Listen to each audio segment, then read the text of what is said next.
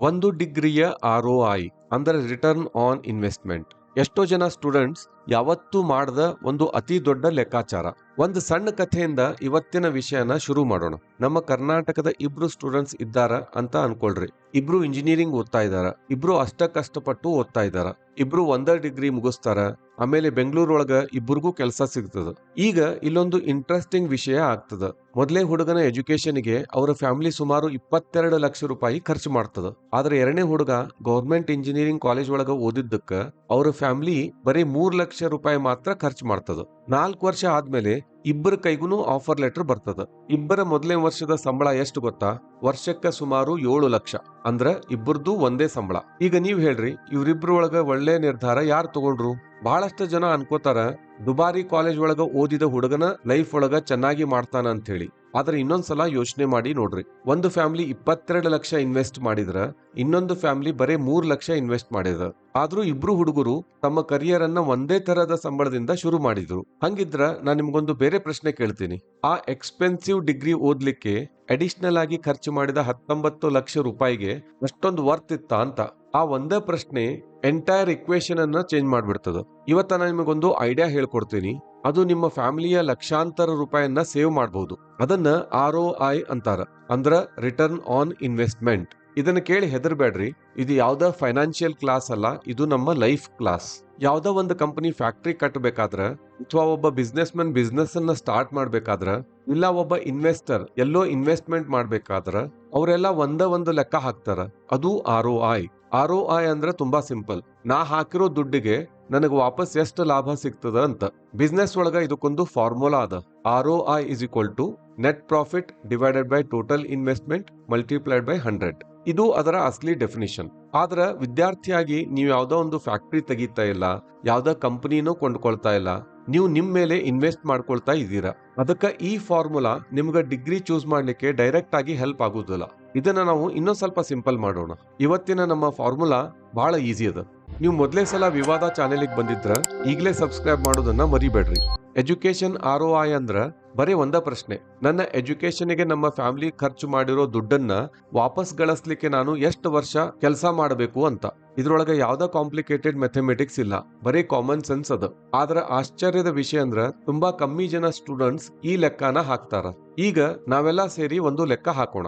Imagine ಮಾಡ್ರಿ, ನಿಮ್ಮ ಇಡೀ ಡಿಗ್ರಿಗೆ 5 ಲಕ್ಷ ಖರ್ಚಾಗಿದೆ ಅಂತ. ಡಿಗ್ರಿ ಮುಗಿದ್ಮೇಲೆ ನಿಮ್ಗೆ ವರ್ಷಕ್ಕೆ 8 ಲಕ್ಷ ಸಂಬಳದ ಕೆಲಸ ಸಿಕ್ಕ್ರ ಇದು ಒಳ್ಳೆ ರಿಟರ್ನ್ ಇದ್ದಂಗ.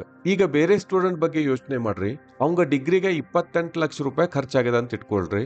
ಆಮೇಲೆ ಅವನು ಮೊದಲನೇ ವರ್ಷದ ಸಂಬಳ ಬರೀ 5 ಲಕ್ಷ ರೂಪಾಯಿ ಇದ್ರ ಅವ್ ಮಾಡಿದ ಖರ್ಚು 28 ಲಕ್ಷನ ವಾಪಸ್ ಗಳಿಸ್ಲಿಕ್ಕೆ ಅವ್ ಬರೀ 5-6 ವರ್ಷ ಕೆಲಸ ಮಾಡಿದ್ರೆ ಅದು ವಾಪಸ್ ಬರ್ಬೋದು ಅನಿಸ್ತದ. ಆದ್ರ ಲೈಫು ಅಷ್ಟು ಸಿಂಪಲ್ ಆಗಿರುವುದಿಲ್ಲ. ನಿಮ್ಗೆ ಬರೋ ಸಂಬಳದೊಳಗ ನೀವು ಮನೆ ಬಾಡಿಗೆ ಕಟ್ಟಬೇಕು, ಊಟದ ಖರ್ಚು ನೋಡ್ಕೋಬೇಕು, ಟ್ರಾವೆಲ್ ಖರ್ಚು, ಮೊಬೈಲ್ ಬಿಲ್ಲು, ಇನ್ಶೂರೆನ್ಸ್, ಇನ್ನು ಏನೇನೋ ಖರ್ಚಿರ್ತಾವ. ಅದರ ಜೊತೆಗನ ನಿಮ್ಮ ಪೇರೆಂಟ್ಸ್ಗೂ ಹೆಲ್ಪ್ ಮಾಡ್ಬೇಕಾಗಬಹುದು. ಆಮೇಲೆ ನೀವು ಎಜುಕೇಶನ್ ಲೋನ್ ತಗೊಂಡಿದ್ರ ಪ್ರತಿ ತಿಂಗಳು EMI ಬೇರೆ ಕಟ್ಟಬೇಕು. ಹಂಗಾಗಿ 28 ಲಕ್ಷ ರೂಪಾಯಿನ ವಾಪಸ್ ಗಳಿಸ್ಲಿಕ್ಕೆ ಇನ್ನೂ ಜಾಸ್ತಿನ ವರ್ಷ ಬೇಕಾಗಬಹುದು. ಈಗ ನಿಮ್ಗ ನೀವು ಕೇಳ್ಕೊಳ್ರಿ, ನೀವು ಕಾಲೇಜ್ ಚೂಸ್ ಮಾಡೋದಕ್ಕಿಂತ ಮುಂಚೆ ಯಾರಾದ್ರೂ ಈ ತರದ್ ಲೆಕ್ಕ ಹಾಕ್ಲಿಕ್ಕೆ ನಿಮ್ಗೆ ಹೇಳಿದ್ರ? ನೋಡ್ರಿ, ಯಾವುದೇ ಒಂದು ಮೊಬೈಲ್ ತಗೋಬೇಕಾದ್ರ, ಲ್ಯಾಪ್ಟಾಪ್ ತಗೋಬೇಕಾದ್ರ, ಬೈಕ್ ತಗೋಬೇಕಾದ್ರ ನಾವು ಯೂಟ್ಯೂಬ್ ಒಳಗ 10 ವಿಡಿಯೋಗಳನ್ನ ನೋಡ್ತೀವಿ, ಆ ಪ್ರಾಡಕ್ಟ್ ಗಳ ರಿವ್ಯೂ ಅನ್ನ ನೋಡ್ತೀವಿ, ಆಮೇಲೆ ಡಿಸೈಡ್ ಮಾಡಿ ಖರೀದಿ ಮಾಡ್ತೀವಿ. ಮೊಬೈಲ್ ಫೋನ್ ಹೆಂಗದ, ಕ್ಯಾಮ್ರಾ ಹೆಂಗದ, ಬ್ಯಾಟ್ರಿ ಹೆಂಗದ, ಪ್ರೊಸೆಸರ್, ಡಿಸ್ಪ್ಲೇ ಇವನ್ನೆಲ್ಲಾನು ಕಂಪೇರ್ ಮಾಡಿ ನೋಡ್ತೀವಿ. ಆದ್ರೆ ಅದ ಒಂದು ಡಿಗ್ರಿ ಓದ್ಲಿಕ್ಕೆ 20 ಲಕ್ಷ, 40 ಲಕ್ಷ, ಕೆಲವೊಂದ್ಸರ್ತಿ ಇನ್ನೂ ಜಾಸ್ತಿ ಇದ್ರ ಎಷ್ಟೋ ಫ್ಯಾಮಿಲಿಗಳು ಅದರ ರಿಟರ್ನ್ ಎಷ್ಟಿರ್ತದಂತ ಅನ್ನೋದನ್ನ ಲೆಕ್ಕ ಹಾಕೋದಿಲ್ಲ. ಇದು ಕೇಳಲಿಕ್ಕೆ ವಿಚಿತ್ರ ಅನಿಸಬಹುದು. ಮೊಬೈಲ್ ಅಥವಾ ಬೈಕ್ ತಗೊಳ್ಳಿಕ್ಕೆ ಬರೀ ಕೆಲವು ಸಾವಿರಗಳ ಖರ್ಚಾದ್ರ ಡಿಗ್ರಿ ಚೂಸ್ ಮಾಡ್ಲಿಕ್ಕೆ ಲಕ್ಷಾನ್ಗಟ್ಲೆ ಖರ್ಚಾಗ್ತವ. ಆದ್ರೂ ನಾವು ಅದ್ರ ಬಗ್ಗೆ ಜಾಸ್ತಿ ರಿಸರ್ಚ್ ಮಾಡ್ಲಿಕ್ಕೆ ಟೈಮ್ ಸ್ಪೆಂಡ್ ಮಾಡುದಿಲ್ಲ. ಆದ್ರೆ ಇವತ್ತಿನ ವಿಡಿಯೋ ನೀವು ನೋಡಿದವರಾಗಿದ್ರ ಇನ್ಮೇಲೆ ಯಾವ್ದೇ ಕಾಲೇಜ್ ಚೂಸ್ ಮಾಡೋಕ್ಕಿಂತ ಮುಂಚೆ 4 ಸರಳ ಪ್ರಶ್ನೆಗಳನ್ನ ಕೇಳ್ರಿ. ಮೊದ್ಲೇದ್ದು, ಈ ಡಿಗ್ರಿ ಮುಗಿಸ್ಲಿಕ್ಕೆ ನಿಜವಾಗ್ಲೂ ನನಗೆ ಎಷ್ಟು ಖರ್ಚಾಗ್ತದ ಅಂತ.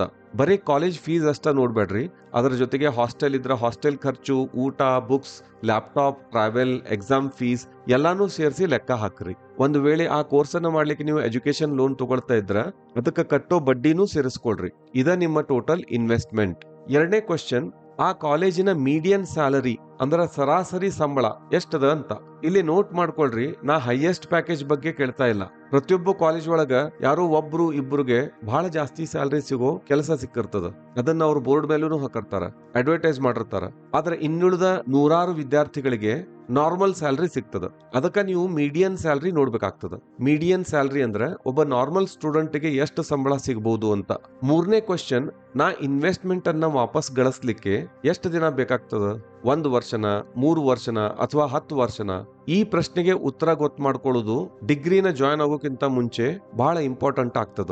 4ನೇ ಪ್ರಶ್ನೆ, ಮುಂದಿನ 10 ಅಥವಾ 15 ವರ್ಷಗಳ ಒಳಗ ಈ ಕರಿಯರ್ ಹೆಂಗ್ ಗ್ರೋ ಆಗ್ತದ? ಕೆಲವು ಫೀಲ್ಡ್ ಒಳಗ ಸ್ಟಾರ್ಟಿಂಗ್ ಒಳಗ ಕಮ್ಮಿ ಸಂಬಳ ಇದ್ರು ಆಮೇಲೆ ಬಹಳ ಸ್ಪೀಡ್ ಆಗಿ ಗ್ರೋ ಆಗ್ತಿರ್ತದ. ಇನ್ನು ಕೆಲವು ಫೀಲ್ಡ್ ಒಳಗ ಸ್ಟಾರ್ಟಿಂಗ್ ಒಳಗ ದೊಡ್ಡ ಸಂಬಳ ಇರ್ತದ, ಆದ್ರೆ ಎಷ್ಟೋ ವರ್ಷ ಕಳೆದ್ರು ಸಂಬಳ ಅಷ್ಟಕ್ಕಷ್ಟ ಇರ್ತದ.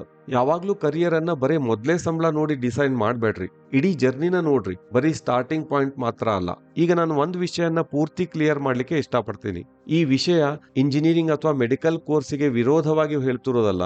ಇವೆರಡೂ ತುಂಬಾ ಒಳ್ಳೆ ಪ್ರೊಫೆಷನ್ಗಳು. ಇಂಜಿನಿಯರಿಂಗ್ ಮತ್ತು ಮೆಡಿಸಿನ್ ಅನ್ನ ಚೂಸ್ ಮಾಡೋದು ತಪ್ಪಲ್ಲ, ಆದ್ರೆ ಅದಕ್ಕೆ ಎಷ್ಟು ಖರ್ಚಾಗ್ತದ, ಲೈಫ್ ಒಳಗ ಅದರ ಪರಿಣಾಮ ಏನು ಅಂತ ಅರ್ಥ ಮಾಡ್ಕೊಳ್ಳೋದನ್ನ ಬ್ಲೈಂಡ್ ಆಗಿ ಚೂಸ್ ಮಾಡೋದು ಅತಿ ದೊಡ್ಡ ತಪ್ಪು. ಒಂದು ಗೌರ್ಮೆಂಟ್ ಮೆಡಿಕಲ್ ಕಾಲೇಜ್ ಒಳಗ ಫೀಸ್ ಕಮ್ಮಿ ಇರಬಹುದು, ಆದ್ರೆ ನೀವು ಚೆನ್ನಾಗಿ ದುಡಿಯಲಿಕ್ಕೆ ಸ್ಟಾರ್ಟ್ ಮಾಡೋಕ್ಕಿಂತ ಮುಂಚೆ ಎಷ್ಟೋ ವರ್ಷಗಳ ಕಾಲ ಓದ್ಬೇಕಾಗ್ತದ. ಅದ ಒಂದು ಪ್ರೈವೇಟ್ ಮೆಡಿಕಲ್ ಕಾಲೇಜ್ ಒಳಗ ಓದ್ಬೇಕಂದ್ರ ಸುಮಾರು 1 ಕೋಟಿ ಅಥವಾ ಅದಕ್ಕಿಂತಲೂ ಜಾಸ್ತಿ ಇನ್ವೆಸ್ಟ್ಮೆಂಟ್ ಬೇಕಾಗಬಹುದು. ಡಾಕ್ಟರ್ ಆಗ್ಬೇಕಂತ ಹೇಳಿ ನಿಜವಾಗ್ಲೂ ನಿಮ್ಮ ಕನಸಾಗಿದ್ದು ಅದಕ್ಕೆ ಬೇಕಾಗೋ ಟೈಮು, ಶ್ರಮ ಮತ್ತು ದುಡ್ಡಿನ ಜವಾಬ್ದಾರಿ ತಗೊಳ್ಳಿಕ್ಕೆ ನೀವು ರೆಡಿ ಇದ್ರ ಅದು ಖಂಡಿತ ಒಳ್ಳೆ ನಿರ್ಧಾರ.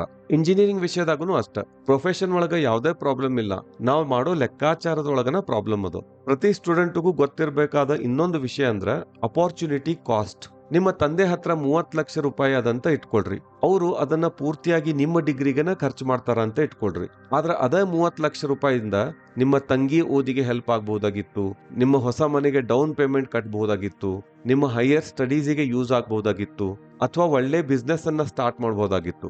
ನಾವು ತಗೋ ಪ್ರತಿಯೊಂದು ಫೈನಾನ್ಷಿಯಲ್ ಡಿಸಿಷನ್ ಇನ್ನೊಂದು ಅವಕಾಶದ ಬಾಗ್ಲನ್ನ ಮುಚ್ಚಿಬಿಡ್ತದ. ಅದಕ್ಕ ಅಪಾರ್ಚುನಿಟಿ ಕಾಸ್ಟ್ ಅಂತ ಹೇಳ್ತಾರ. ಮಿಡಲ್ ಕ್ಲಾಸ್ ಫ್ಯಾಮಿಲಿಗಳಿಗೆ ಇದು ಎಲ್ಲರಿಗಿಂತ ಚೆನ್ನಾಗಿ ಅರ್ಥ ಆಗ್ತದ, ಯಾಕಂದ್ರ ಅವ್ರ ಹತ್ರ ಇರೋ ಪ್ರತಿ ರೂಪಾಯಿಗೂ ಒಂದೊಂದು ಉದ್ದೇಶ ಇರ್ತದ.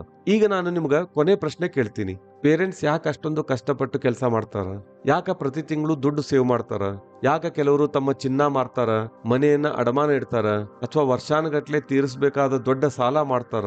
ಯಾಕಂದ್ರ ಅದು ಅವರ ನಿಮ್ಮ ಮೇಲಿನ ಪ್ರೀತಿ. ನಿಮ್ಮ ಎಜುಕೇಶನ್ ಬರೀ ನಿಮ್ಮ ಕನಸು ಮಾತ್ರ ಅಲ್ಲ, ಅದು ಅವರ ಇಡೀ ಲೈಫ್ ನ ತ್ಯಾಗ.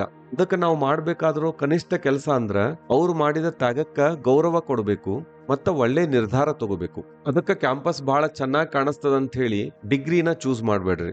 ಎಲ್ಲರೂ ಅದ ಕಾಲೇಜಿಗೆ ಹೋಗ್ತಾ ಇದಾರಂತ ಹೇಳಿ ನೀವು ಹೋಗ್ಬೇಡ್ರಿ. ಅವ್ರ ಅಡ್ವರ್ಟೈಸ್ಮೆಂಟ್ ನೋಡಿ ಆ ಕಾಲೇಜ್ ಸೂಪರ್ ಆಗಿದೆ, ಆ ಕಾಲೇಜ್ನ ಕಲ್ತವ್ರೆಲ್ಲಾರು ಬಹಳ ಸ್ಯಾಲರಿ ತಗೋತಾರ ಅನ್ನೋ ಕಾರಣಕ್ಕ ನೀವು ಆ ಕಾಲೇಜನ್ನ ಜಾಯ್ನ್ ಆಗ್ಬೇಡ್ರಿ. ಕಾಲೇಜನ್ನ ಚೂಸ್ ಮಾಡೋಕ್ಕಿಂತ ಮುಂಚೆ ಈ ಪ್ರಶ್ನೆಗಳನ್ನ ಕೇಳ್ಕೊಡ್ರಿ. ಇದಕ್ಕೆ ಎಷ್ಟು ಖರ್ಚಾಗ್ತದ, ನನಗೆ ಎಷ್ಟು ಸಂಬಳ ಸಿಗಬಹುದು, ಈ ಇನ್ವೆಸ್ಟ್ಮೆಂಟ್ ವಾಪಸ್ ಬರ್ಲಿಕ್ಕೆ ಎಷ್ಟು ವರ್ಷ ಬೇಕಾಗ್ತದ, ಮತ್ತ ಮುಂದಿನ 15 ವರ್ಷಗಳ ಒಳಗ ಈ ಕರಿಯರ್ ನನ್ನನ್ನ ಎಲ್ಲಿ ತಗೊಂಡ್ ಹೋಗಿ ನಿಲ್ಲಿಸ್ತದ.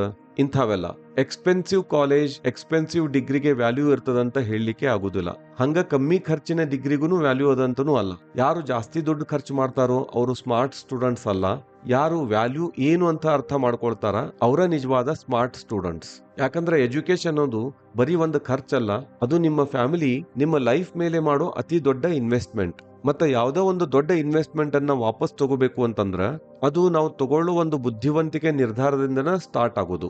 ಈ ವಿಡಿಯೋ ಇಷ್ಟ ಆದ್ರೆ ಲೈಕ್ ಮಾಡ್ರಿ, ಬೇರೆದವ್ರ ಜೊತೆಗೂ ಹಂಚಿಕೊಳ್ರಿ. ಇಂಥ ವಿಡಿಯೋಗಳನ್ನು ನೋಡ್ತಾ ಇರ್ಲಿಕ್ಕೆ ನಮ್ಮ ಚಾನೆಲ್ ಅನ್ನ ಸಬ್ಸ್ಕ್ರೈಬ್ ಮಾಡ್ರಿ. ಜೈ ಹಿಂದ್, ಜೈ ಕರ್ನಾಟಕ.